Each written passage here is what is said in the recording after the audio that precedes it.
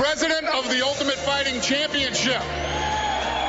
Thank you. I'm sure most of you are wondering, what are you doing here? I am not a politician. I am a fight promoter.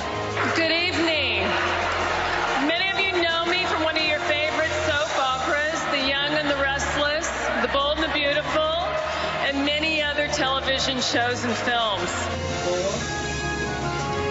Welcome back to this special late-night edition of Hardball. That was, of course, just a couple of the unconventional speakers tonight at the Republican convention here in Cleveland. So what do younger Republicans think of their party and its future? Is it conventional enough or unconventional in the way forward? Anyway, join me right now for more is Alex Smith, National Chair of the College Young Republican National Committee, and Dennis Cook, who's Chairman of the Young Republicans National Federation. Are you guys in competition or what? It's like the old boxing thing where there's 4 or 5 different titles? We're not in competition. We're just like to get more of the college Republicans to join over to the young Republicans after they leave. Absolutely. Okay, let me ask you, Alex, about this thing. What appeals in the Republican Party platform or candidate, now that he's a candidate, to somebody, say, a first voter, 18? You know, I think what could be appealing to young people about Donald Trump is authenticity. It's one of the most important traits for a millennial today, and it's something that they find incredibly lacking in Hillary Clinton. It's why they like Bernie Sanders so much. I believe Bernie Sanders is who he says he is. And I think for a lot of people, they see Well, he Donald is what Trump. He said he was. Yes. A socialist. Exactly. I mean, you can knock it or not, but it's who he is. Absolutely. Yeah. And I think for young voters, they see Donald Trump as being someone who's not constrained by special interests. Someone What who is he? If you had to give him an ideology like Bernie's accepted, sort of a moderate Democrat, I suppose, but what is the ideology to a young person? What philosophy? And you coming out of school, you do think about philosophy. What is the philosophy of Donald Trump? Honestly, from what I'm hearing from voters around my age back in our home swing state of Pennsylvania, it's common sense. Common sense philosophy. Okay. I thought that was true of George W. Bush, by the way. Boy, was I wrong. Go ahead.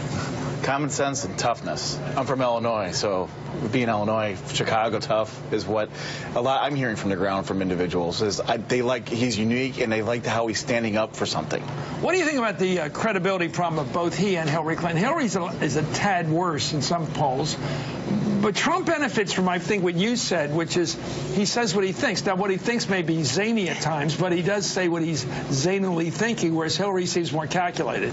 Very scripted, and I think that you can even just see in the styles through which Hillary says she's more deliberate. Well, you know, you can look at how they respond to things. You know, I think what's interesting about Donald Trump is that he talks like a millennial in some ways. He gets on Twitter to respond to things. He releases ads on Instagram. He's immediate. But that is really something like instead of when somebody's talking, and people. In other words, you just said it. It takes Hillary Clinton a 20-person press team to get one press release out. How'd you know that? It's probably true, but how do you know that she has to put together a production number to get a simple tweet out? Because it's so robotic. It doesn't feel authentic. There isn't a feel to it that makes it feel like it's the person behind it that's actually tweeting it.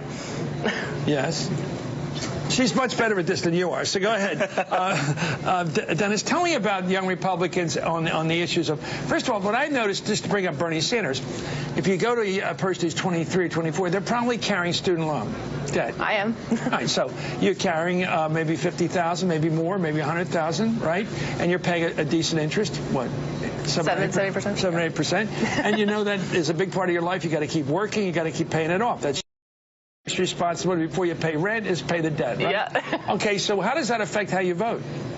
I think, you know, for me, it means that as someone who has student debt, I want to go with the party that's going to create more good-paying jobs for, you know, when I finish up my education, you know, or as someone who's already finished their education as a current borrower. I want to make sure that I have a job that is commensurate with that education and pays well. And I want a party that supports equal opportunity for everyone, is lifting everyone up. I think where Republicans need to do better is communicating on this issue to current borrowers. It's something that's incredibly important to them, and it's a place where there are free market alternatives that our party just never discusses. You mean your sort of argument is if you have a big student debt, we'll get you a job that pays you $50,000 or $100,000 a year. You can immediately start paying it off. Absolutely, but you can also look to a plan like former Congressman Petrie from Wisconsin had, where pretty high for a first job, obviously. Well, you could look at a plan offered by former Congressman Petrie where he suggested paying student loans out of pre-tax income, something like an HSA or a flex spending account, where you'd be able to pay that out of pre-tax dollars. So, like, again, there are free market alternatives. We have governors in our states who are doing